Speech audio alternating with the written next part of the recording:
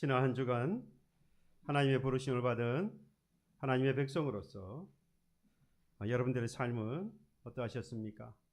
오늘 함께 찬양한 것처럼 주의 백성으로서 할렐루야, 하나님께 온전한 찬양의 삶이 되셨으리라 믿습니다. 이 약한 시대에 살아 움직이며 끊임없이 변화하는 생명력 있는 그러한 교회가 되도록 지난 시간 우리 영적 예배를 드려야 한다. 그리고 그리스도의 몸된 지체로서 교회를 바로 세우기 위해 주신 직분과 그리고 사명을 감당하고 서로 모든 지체를 돌아보는 그러한 삶을 살 것을 말씀을 통해서 하나님께서 우리에게 권면해 주셨는데, 여러분 그러한 삶을 사셨는지요? 고개만 숙이지 마시고, 그렇지 못했다 하더라도 실망하지 맙시다. 다시 일어나서 죄와 사망의 자리에서, 그리고 실패와 좌절의 자리에서, 원망과 불평의 자리에서 다시 일어나서 복음의 빛을, 사랑의 빛을, 영생과 구원의 빛을 비춰 나아가기를 소망합니다. 그럼 만민이 주께로 돌아오고 또 다음 세대가 주의 교회를 통하여서 세워지는 그런 놀라운 역사가 일어날 것을 함께 기대하며 함께 기도하며 나아가기를 간절히 소망합니다. 예, 오늘은 우리 민족의 명절이 설날입니다.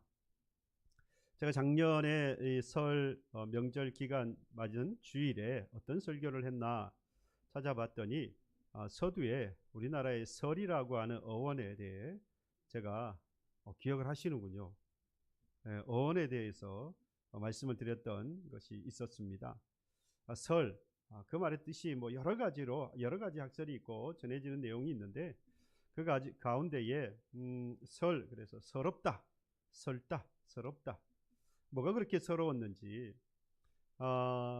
지난해와 다를 바 없는 올해에도 여전히 가난한 삶, 우리 조상들은 그랬던 거죠. 그래서 가난한 삶이 서러웠다. 그래서 설이다.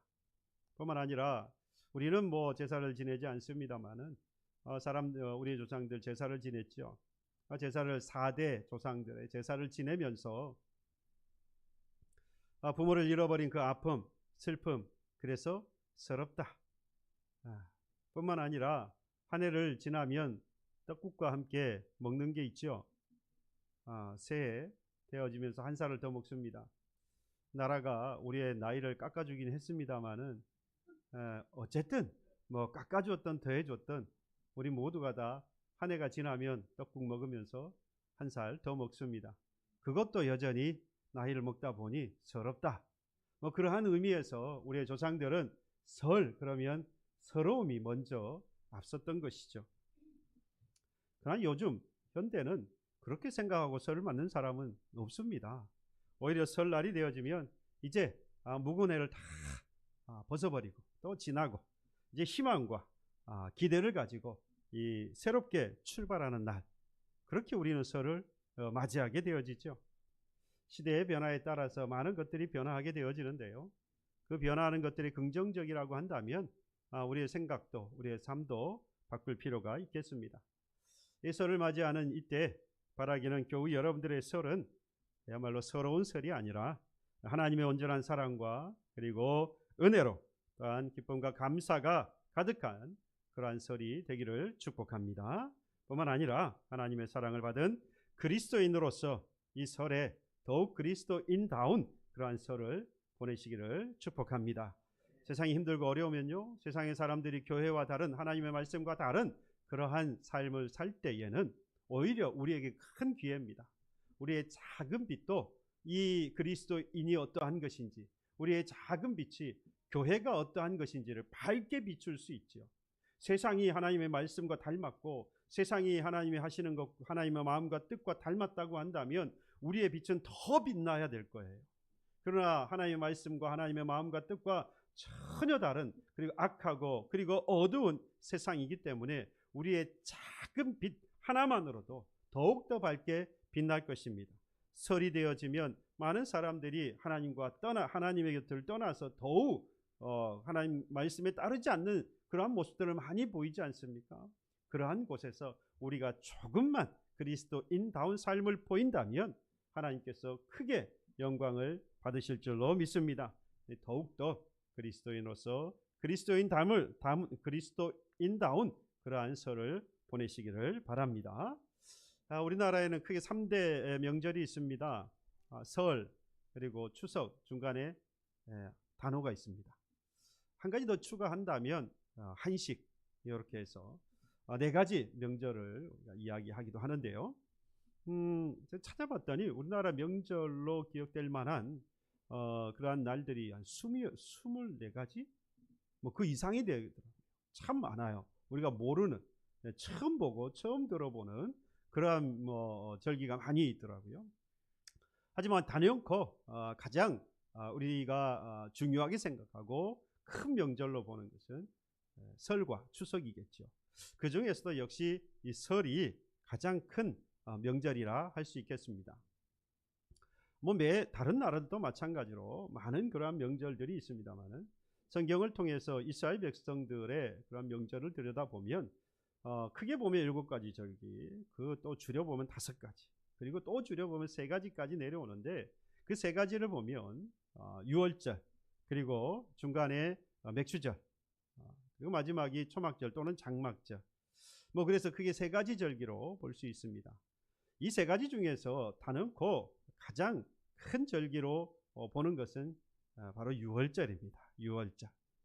우리가 아는 이 유월절의 유래에 대해서 여러분 잘 아시지요? 이스라엘 백성들이 430년 동안 애굽에서 종을 살았습니다. 하나님께서 모세를 통해서 약속하십니다. 내가 내게 지시한 땅, 곧 가나안 땅으로 너희를 인도하리라. 하나님이 약속하셨고, 그리고 애굽을 통하여 애굽에서 종 살다 그들을 해방시켜 주시는데 그냥 된 일이 아니죠. 갖은 재앙이 일어났습니다. 그 가운데 마지막 재앙이었던 바로 10번째 재앙이 장자의 죽음의 재앙이었는데, 그 장자의 죽음의 재앙 가운데에서 벗어날 수 있었던 자들, 다시 말하면 구원을 받고 생명을 얻을 수 있었던 자들은 어린 양을 잡아야 했습니다. 어린 양을 잡아서 문설주에 바르고 임방에 바르면 그 피를 보고 죽음의 사자가 그 집은 넘어가게 되었습니다. 그래서 어린 양이 참 중요했어요. 그 어린 양을 잡아서 그 일을 행할 때에 그 집은 구원을 받았는데, 그렇지 못하면 결국 그 집에 있는 모든 사람들 가운데에서 장자는 죽음을 면치 못했던 것입니다. 이 어린 양의 피가 뿌려진 그 집은 비록 그 집이 목동의 집이든 학자의 집이든 강도의 집이든 부자의 집이든 가난한 사람의 집이든 관계가 없어요. 심지어 의인의 집이든 악인의 집이든 그곳에 문설주에 이 어린 양을 잡아서 그 피를 문설주에 뿌리고 임방에 바르기만 한다면 그 집은 다 구원을 받을 수 있었던 것입니다. 바꾸어 말하면 그 집에 아무리 선하고 착하고 좋은 일을 많이 하는 의인의 집이라고 할지라도 그 문설주와 임방의 피가, 어린 양의 피를 뿌리지 않거나 바르지 않았다면 그 집은 구원을 받을 수 없었던 것입니다. 이 어린 양을 통해서 이스라엘이 무엇을 받은 겁니까? 구원을 받은 것이지요. 그래서 이 유월절 어린 양은 죄인을 구원하시기 위해서 이 땅에 오신 누구를 이야기합니까? 예수를 이야기합니다.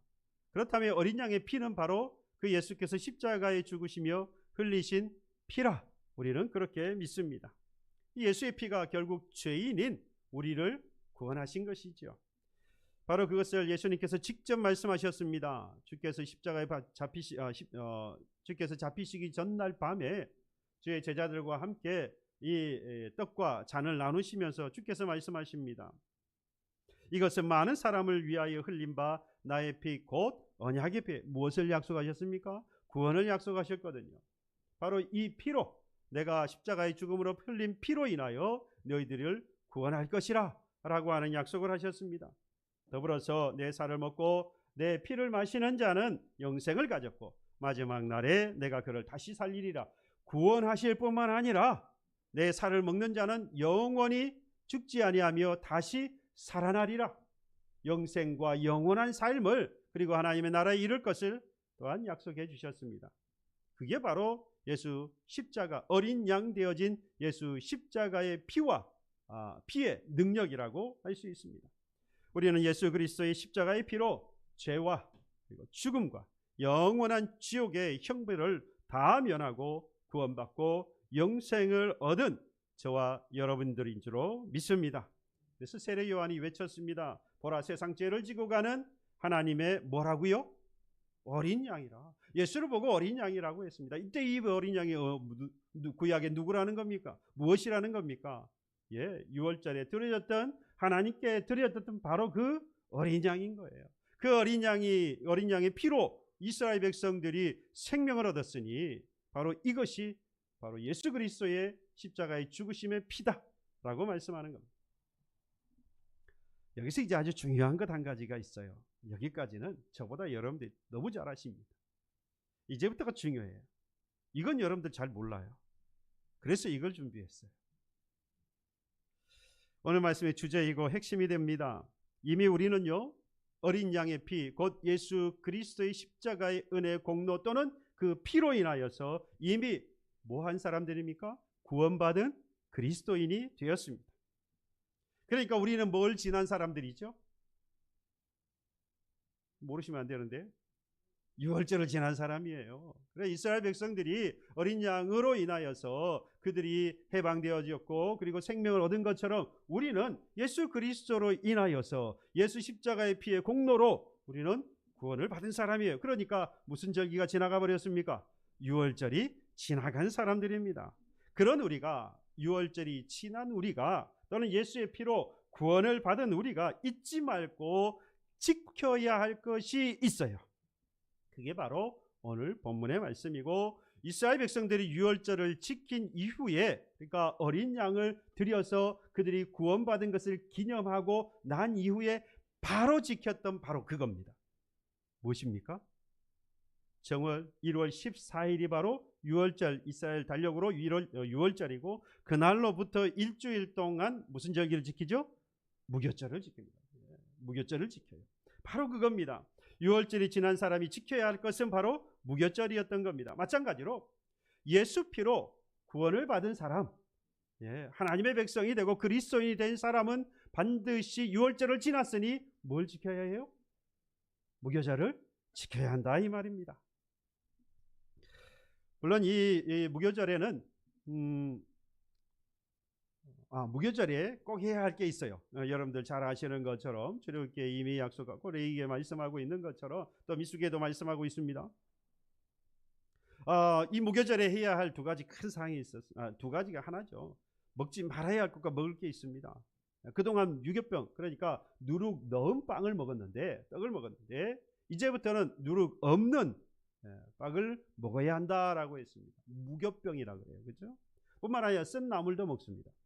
근데 여기서 중요한 것은 쓴 나물보다 바로 이 무교병입니다. 누룩 넣지 않은 빵을 꼭 먹어야 한다라고 말씀합니다. 이것을 바울이 뭐라고 해석을 했느냐? 그러니까 우리는 유월절 어린 양이 되신 예수 그리스도로 인하여서 구원함을 받았기 때문에 이스라엘 백성들과 마찬가지로 무교절 절기를 지켜야 한다. 그래서 우리는 무엇을 먹지 말고요? 누룩 넣은 유교병 빵을 먹지 말고 누룩 넣지 않은 무교병을 먹어야 한다는 이야기입니다. 그럼 무교병을 먹어야 한다는 말이 도대체 무슨 말이냐? 바울이 그것에 대해서 아주 잘 해석해 놓았어요. 우리가 잘 모를까 봐서 바울이 이렇게 이 서신서에 보면 이 구약의 많은 사건들을 통하여서 행해졌던 일들에 대하여서 바울이 아주 잘 해석을 해놨습니다. 이 서신서에 많아요, 그런 부분들이. 그게 본문 7절로 8절의 말씀입니다. 누룩을 넣지 않고 무교병을 먹어야 한다, 무교절을 지켜야 한다는 의미가 뭐냐? 7절 먼저 볼까요? 너희는 누룩 없는 자인데 새 덩어리가 되기 위하여 묵은 누룩을 뭐하라? 내버리라. 실제로 보니까 지금 우리는 어떤 자라고 이야기합니까? 너희는 누룩 없는 자. 왜 누룩 없는 자라고 말하냐면 사실은 그 이전에는 누룩 있는 자였던 거예요. 예전에는 누룩 있는 자였는데 지금은 누룩 없는 자가 됐습니다. 누구 때문이었나? 바로 예수 때문이었어요. 유월절을 지나서 무교절을 지키면서 이들이 이제는 유교병을 먹지 않고 무교병을 먹으면서 누룩 없는 것을 먹는 자 된 것이죠. 그래서 누룩 없는 자가 된 거예요. 이전에는 누룩 있는 자였는데. 7절 하반절에 보면 유월절 양 곧 그리스도께서 희생되셔서 우리가 무슨 사람이 되었다고요? 누룩 없는 자가 되었다. 여기서 그러면 누룩 묵은 누룩이라고 하는 것이 과연 무엇이냐? 묵었다라고 말하는 거 보니까 아주 예전부터 해왔던 어떤 것이라고 하는 것이죠. 그 전부터 계속 해와서 계속 쌓여왔던 것이라는 겁니다. 묵혀두었다 이 말이죠. 바로 그러면 묵은 누룩은 뭐냐? 오늘 본문 1절에서 5절에 나오는 내용이에요. 1절로 5절에 나온 내용. 이 1절에서 5절에 나온 내용을 보면 바로 음행을 이야기합니다. 성적 타락을 이야기하는데요. 심지어 이방 사람도 행하지 아니할 것 뭐라고 이야기했습니다. 대표적인 거로 아버지의 아내를 취하였다. 아버지 아내가 누구죠? 하여간 그래요. 세상에 이방인도 안 할 그런 일이 이 고린도 교회, 그래서 고린도 교회에 많은 일들이 벌어졌는데 그 가운데에서 사도 바울이 이와 같이 지적했던 것은 바로 이 우상적 타락이었습니다. 물론 우상 숭배도 있고요. 성만찬 부활의 문제 이후에 고린도후서에 보면 또 그러한 내용들도 함께 나오긴 합니다만은 어쨌든 지금 오늘 여기서 보니까 묵은 누룩은 뭐에 대해서 이야기합니까? 성적 타락에 대해서 이야기합니다. 그러면 묵은 누룩이라고 하는 것은 성적 타락만 있느냐? 그렇지 않아요. 고린도전서 이 6장에 가서 보면 이어서 하는 말씀이 있습니다. 9절로 10절의 말씀에 보면 불의한 자가 누구인지를 말합니다.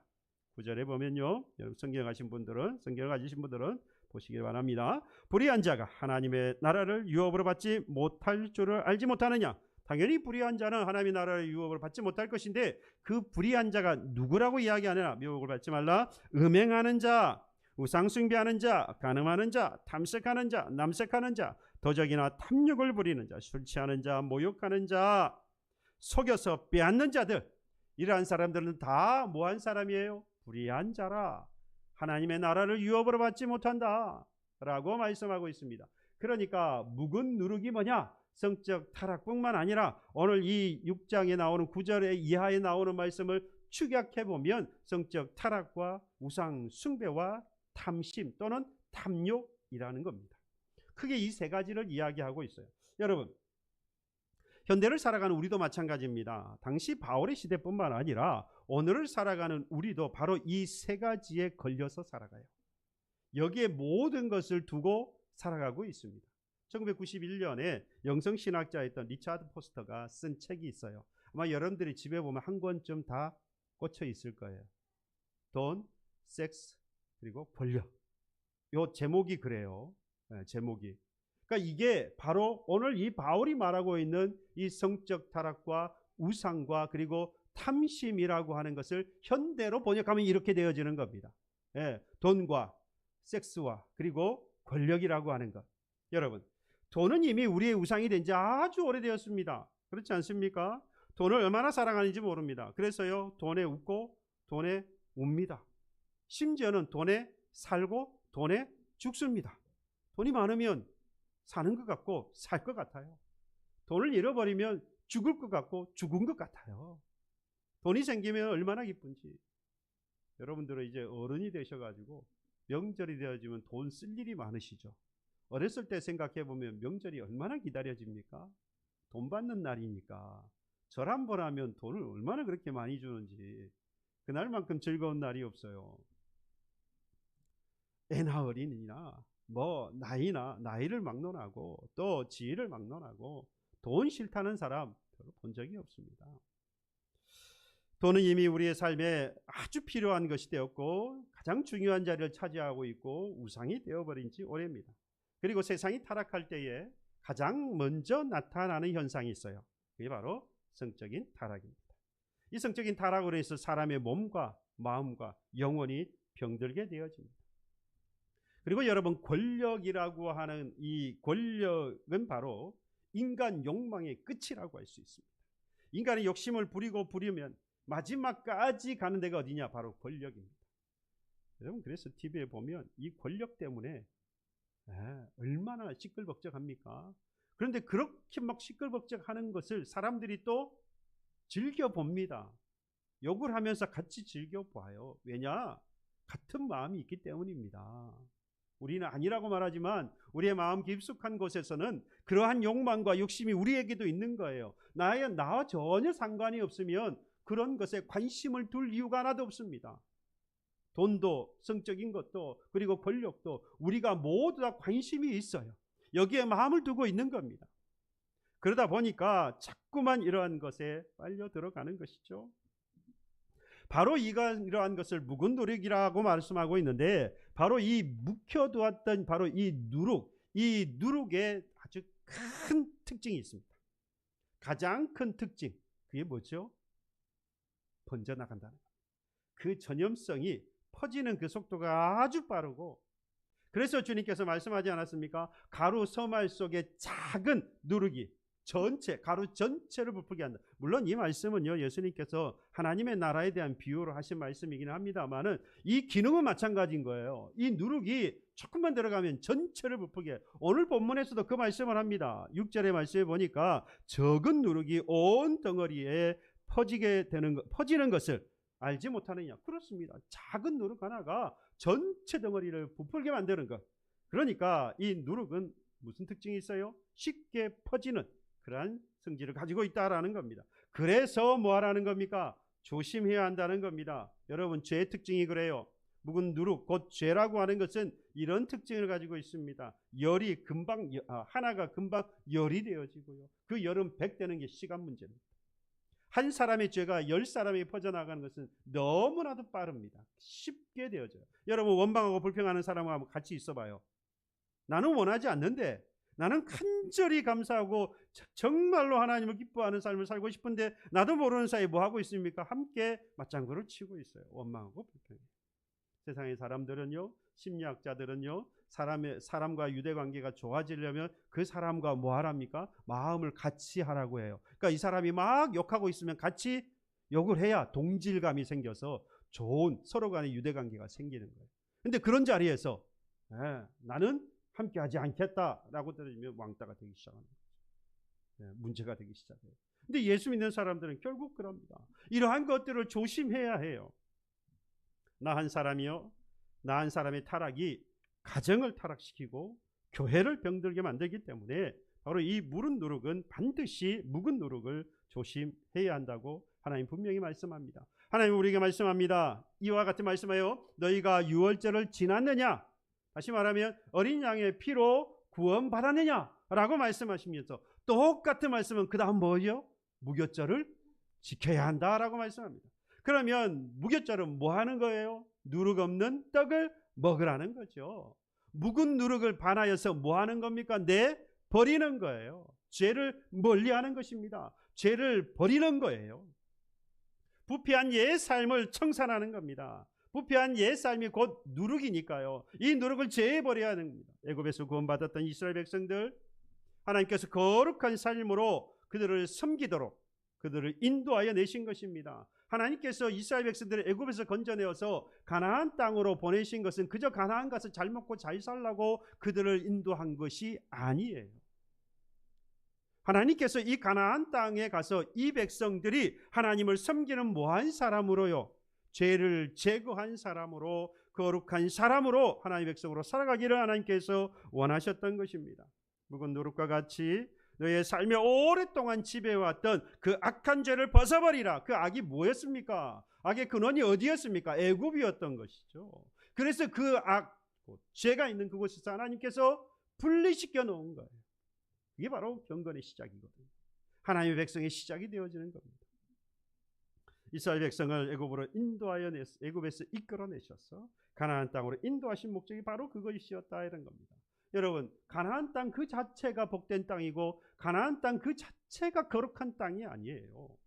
그 땅은 사실은 악이 충만했던 곳 아닙니까? 하나님을 섬기지 아니한 가나안 족속들이 살면서 우상을 숭배하고 성적인 타락이 있고 탐심과 탐욕이 가득했던 곳입니다. 하나님께서 그래서 그 땅에 들어가면 뭐부터 하라고 그랬습니까? 정리부터 하라고 그랬잖아요. 헤렘사상 완전히 싹 쓸어버리라고 했습니다. 그 썰어버린다는 것은 우상 숭배와 성적인 타락과 그리고 탐심과 탐욕이 있던 그 모든 것들을 제거하고 내가 있을 곳, 곧 하나님 거룩하신 하나님이 있을 곳이니 그곳에 와서 너희도 뭐하라? 거룩하게 살라.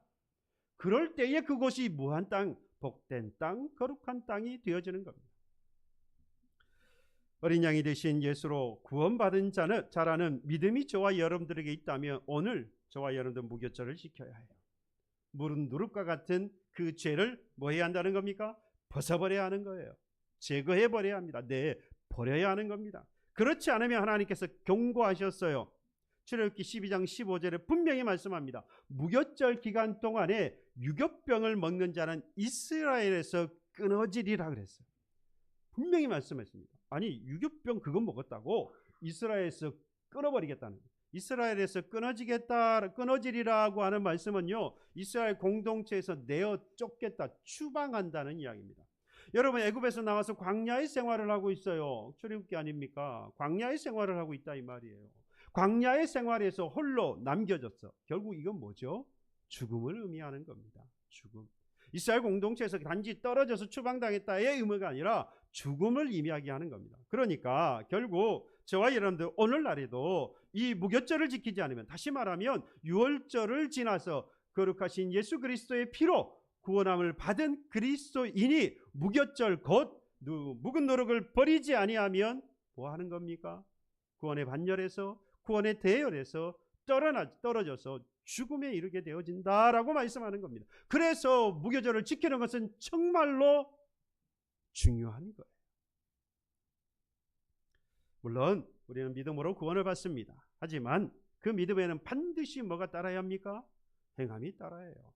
하나님이 믿음을 주셨습니까? 그러면 믿음에 따른 행함을 하나님은 요구하십니다. 하나님께서 우리를 이 땅에 오셔서 우리를 만나실 때에 하나님이 요구하시는 것이 무엇이냐? 정확하게 말하면 내가 준 그 믿음을 따라서 살았느냐 살지 못했느냐를 요구하셔요. 그걸 뭐라고 말하죠? 심판이라고 말합니다. 심판. 죄에서 떠나서 거룩한 삶을 반드시 살아야 하는데, 그렇지 못하다면 공의로우신 그 하나님을 업신여긴 자로서 하나님을 기쁘시게 하지 못할 뿐만 아니라 하나님의 엄중한 이 심판을 피할 수 없게 될 것입니다. 그러므로 두렵고 떨리는 마음으로 우리의 삶 가운데에서, 그리스도인의 삶 가운데에서 철저하게 누룩을 제거하고 거룩한 삶을 사는 그리스도인이 되기를 주님의 이름으로 축복합니다. 더불어서 이 8절의 말씀을 또 봐야 합니다. 이러므로 우리가 명절을 지키되 물은 누룩으로도 말고 악하고 악에 찬 누룩으로도 말고, 이건 앞에서 다 말씀했죠, 그죠? 예, 악을 제거해라, 죄를 제거해야 한다. 누룩이 없이 오직 순전함과 진실함의 떡으로 하자. 명절을 지키는데 뭐죠? 무교절을 지키는데, 무교절을 지킬 때에 누룩 없는 떡을 먹는데, 누룩 없는 떡, 그러면 누룩을 제거했잖아요. 분명히 무교절에는 떡을 가지고 떡을 취하여야 하는데, 그 떡은 누룩을 뺀 떡이에요. 그리고 그 누룩이 빠져있는 그 떡 안에 넣어야 할 게 있어요. 죄는 제거해버리고, 예, 누룩은 제거해버리고, 제거된 그곳에 넣어야 하는 것이 있는데 뭐라고? 순전함과 진실함. 너무 잘하십니다. 유월절 어린 양이신 예수 피로 구원받은 그리스도인인 우리는요, 바로 그 누룩 없는, 그 무교절에 누룩 없는 그 떡을 먹어야 합니다. 그 누룩 없는 떡, 유교병을 먹지 말고 무교병을 먹어야 하는데, 결국 죄를 멀리하고 누룩 없는 떡, 그 가운데에 무엇이 있는? 순전함과 진실함이 있는. 이 순전함과 진실함이 있다라고 하는 것은요, 어떻게 보면 죄를 멀리한다 그것하고 순전함과 그리고 진실함, 보면 같은 것으로 보이지 않습니까? 근데 의미상으로 보면 같아 보입니다만 그 내용을 들여다보면 차이가 있어요. 그러니까 하지 말아야 할 것과 해야 할 것에 대한 이야기가 있습니다. 그러니까 묵은 누룩과 같은 것은 뭐 하고요? 제거하고, 순전하고 진실함이라고 하는 그것은 넣어야 하는 거예요. 해야 하는 거예요. 이것이 유월절 어린 양이신 예수의 피로 구원받은 그리스도인인 우리가 해야 할 하나님의 뜻이고 하나님의 마음인 것입니다. 순전함과 진실함의 떡으로 하자. 유교병을 빼내고, 유교병에서 누룩을 빼어내버리고 순전과 진실을 넣은 떡으로 뭘 지키라? 명절을 지키라. 무교절을 지키라. 이것이 바로 예수의 피로 구원받은 그리스도인의 참된 모습이라. 순전함과 진실을 넣은 떡. 여러분, 앞에서 말씀을 드린 대로 우상 숭배와 성적인 타락과 탐심을 버리고 예수를 닮아서 순전함과 진실함으로 살아라. 여러분, 다른 성경에 보면, 시온 성경이라든지 현대인의 성경을 보면 우리가 이 순전함이라고 하는 게 조금 이렇게 애매모호하잖아요. 그래서 이게 순절함과 진실함을 다른 쉬운 성경이나 현대인 성경이 뭐라고 번역했는지 봤더니 순전함은 성실 또 순결 이렇게 해석을 해놨어요. 그러니까 순결과 성실, 그러니까 성실은 계속해 나가는 거잖아요. 그렇죠. 근데 순결이라고 하는 의미도 같이 갖고 있고요. 그리고 순전이니까. 그래서 순결은 곧 뭐죠? 깨끗함을 이야기합니다. 그러니까 깨끗한 상태를 계속해서 뭐 해가는 것? 유지해 가는 것을 순전이라고 보시면 맞습니다. 예, 깨끗해야 하는데 깨끗한 것이 한 번, 두 번, 하루 이틀이 아니고 계속해서 유지해 가는 것, 바로 그것이 순전입니다. 여러분 물건을 고를 때에 어떤 거 고릅니까? 이제 여러분들 장을 많이 보셨을 텐데 가격도 보시고 상태도 보시고 그러는데 그 가격도 좋고 상태도 너무 좋아요. 그런데 너무 지저분해. 더러워요. 사겠습니까? 안 삽니다. 여러분들 이제 설빔 하셨습니까? 네. 옷을 살 거 아니겠어요? 내 마음에 맞고 그리고 가격도 맞고 내 스타일에도 잘 맞아. 너무 어울린 거예요. 그런데 더러워요. 요즘은 구제라 그래가지고 제가 볼 때는 완전히 좀 그런 또 그거 좋아하시는 분이 계실까봐 또 이게 오해가 될 수 있는데 제 생각엔 그래요. 그렇게 안 좋아 보이는데 그게 또 좋다고 비싼 돈을 주고 사더라고요. 뭐 어쨌든 제 취향에는 안 맞는 것 같아요. 아마 여러분들 가운데에서도 그런 것보다는 내 몸에도 맞고 누가 봐도 참 잘 맞는 가격도 맞고 하지만 이게 더럽다 그러면 사지 않을 거예요. 이게 작년 2월 상품인가? 뭐 그런 생각을 하면서 왜 이렇게 구겨졌지? 왜 이렇게 더럽지? 안 살 겁니다. 음식도 마찬가지 아닙니까? 깨끗한 곳에서 정갈한 음식을 먹고 싶습니다. 위생적으로도 청결을 유지하는 것이 정말 중요하죠. 우리가 코로나 3년의 시간을 지나면서 지금 겨울철 되니까 독감까지 함께 유행하면서 계속했던 이야기가 뭡니까? 청결을 유지하라고 그러죠. 손을 씻고 마스크를 착용을 하고 그리고 감염이 될 만한 곳은 가지 말라고 합니다. 그러니까 바이러스가 득실거리는 곳에는 가지 말라는 거예요. 그런 곳을 피하고 청결을 계속해서 유지해야 한다라고 말합니다. 이렇듯 유월절 어린 양이신 예수의 피로 구원받은 그리스도인은 우리의 이 신앙 생활도 뭐 해야 한다? 깨끗해야 한다. 그 깨끗함을 뭐하라? 유지해 가라. 그것이 바로 누룩 없는 순전함을 채운 무교병 곧 유교절을 지키는 거예요. 하나님은 이걸 우리에게 요구하고 있는 것입니다. 쉬운 성경에 보면요, 우리가 이동하는 개역 개정판 성경을 많이 보았기 때문에 디모데후서 2장 20절로 21절의 말씀을 쉬운 성경에 보면 이렇게 이야기합니다. 해석했습니다. 큰 집에는 금 그릇과 은 그릇이 있습니다. 그러나 나무 그릇과 흙으로 빚은 그릇 또한 있습니다. 그 그릇 가운데 특별히 귀하게 쓰이는 그릇도 있지만 평범하게 쓰이는 그릇도 있을 것입니다. 만약 누구든지 악을 멀리하고 자신을 깨끗하게 하면 주인이신 주님이 쓰기에 귀하고 거룩한 그릇이 될 것입니다. 그런 사람은 언제나 좋은 일에 쓰일 수 있는 준비된 사람입니다. 여러분 여기서 보면 깨끗한 것하고 거룩한 것을 동일한 것으로 말씀합니다. 보세요. 악을 멀리하고요. 자신을 깨끗하게 하는 거. 악을 멀리하는 것을 뭐라고 해요? 지금 자신을 깨끗하게 했다라고 말하고요. 깨끗하게 하면 주인이신 주님이 쓰기에 귀하고 뭐한 것? 거룩한 것이라고 이야기하고 있어요. 깨끗한 것은 하나님이 거룩한 그릇으로 보시는 것처럼 우리의 신앙생활이 깨끗하면 깨끗하구나 라고 말하지 않고요. 하나님께서 뭐하다라고 말씀합니까? 귀하고 거룩하다라고 말씀한다 이 말이에요. 신앙적인 면에서는요, 금그릇, 은그릇이 따로 있는 것이 아닙니다.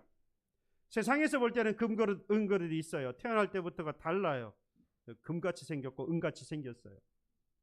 하나 신앙으로 봤을 때는 금도 은도 아닙니다. 금그릇도 은그릇도 없어요. 죄를 멀리하고 깨끗한 삶을 살면 그것을 유지해가면 그 사람이 곧 주인의 있음에 준비되어진 합당한 금그릇과 마찬가지입니다.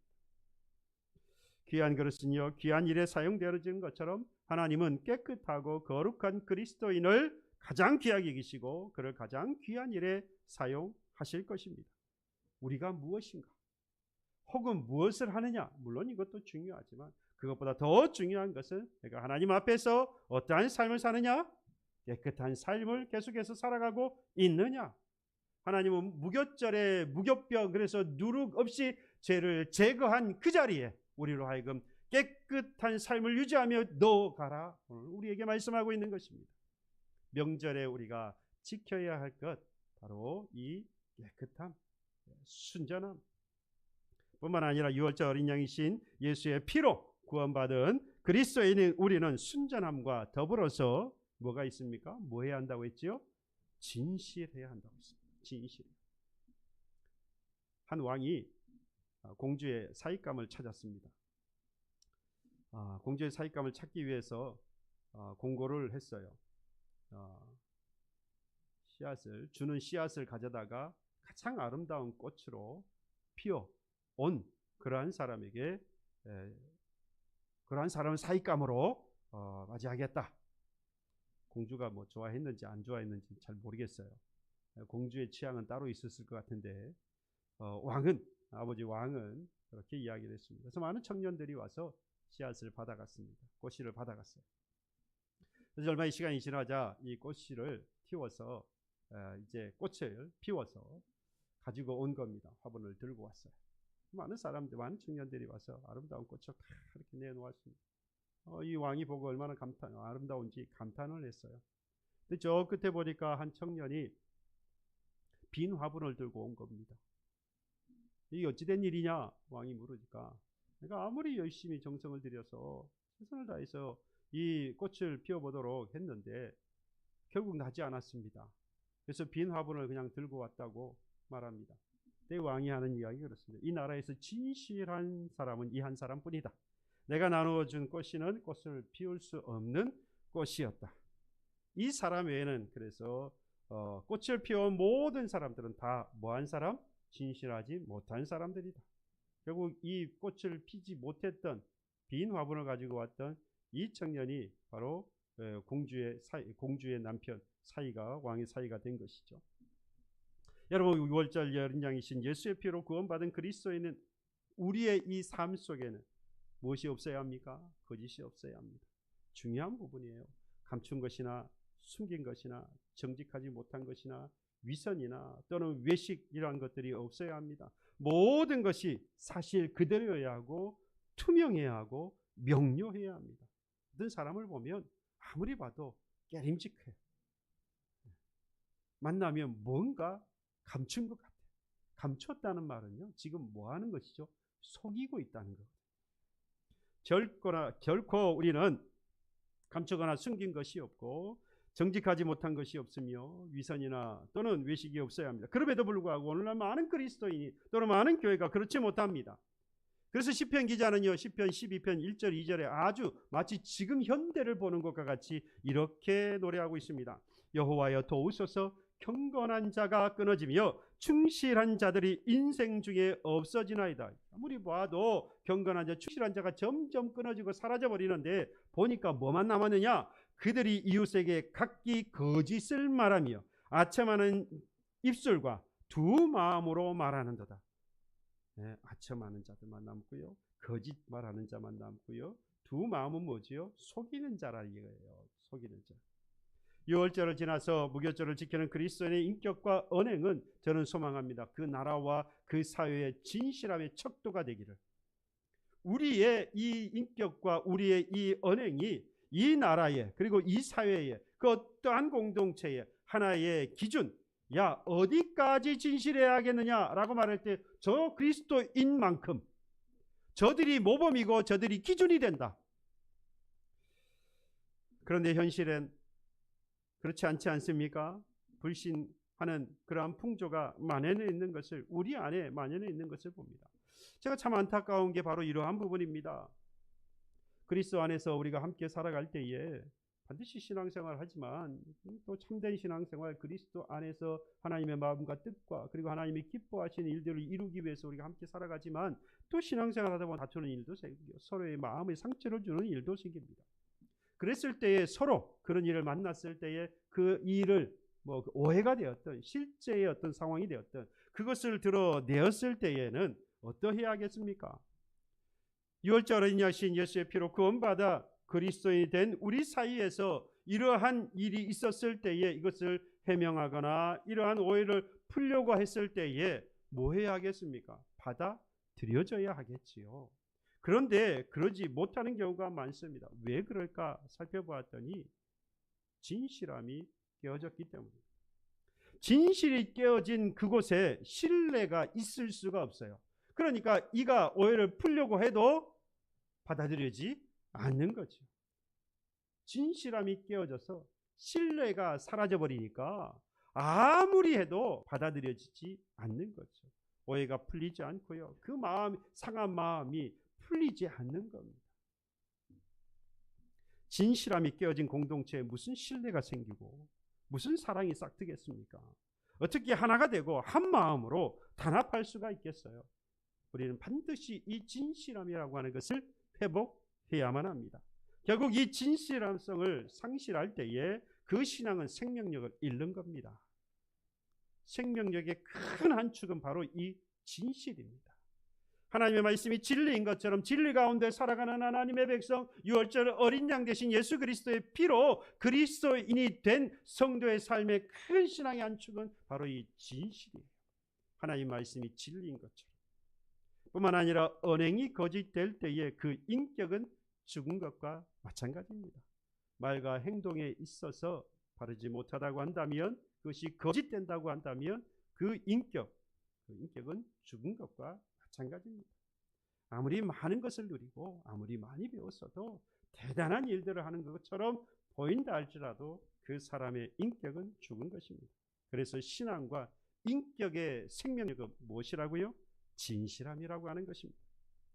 여러분, 오늘 유월절 어린 양이신 예수의 피로 구원을 받은 그리스도인으로서 부름받은 저와 여러분들, 430년 동안이나 애굽의 종살이에서 해방되어졌던 이스라엘 백성들에게 하나님은 유월절을 맞이하였으니 무엇을 지키라? 무교절을 지키라 말씀합니다. 죄와 사망에서 구원받아 누룩 없는 새 덩어리, 곧 그리스도인이 된 우리에게 유월절을 이미 맞이했다. 그러니 너희도 뭐하라? 무교절을 지키라.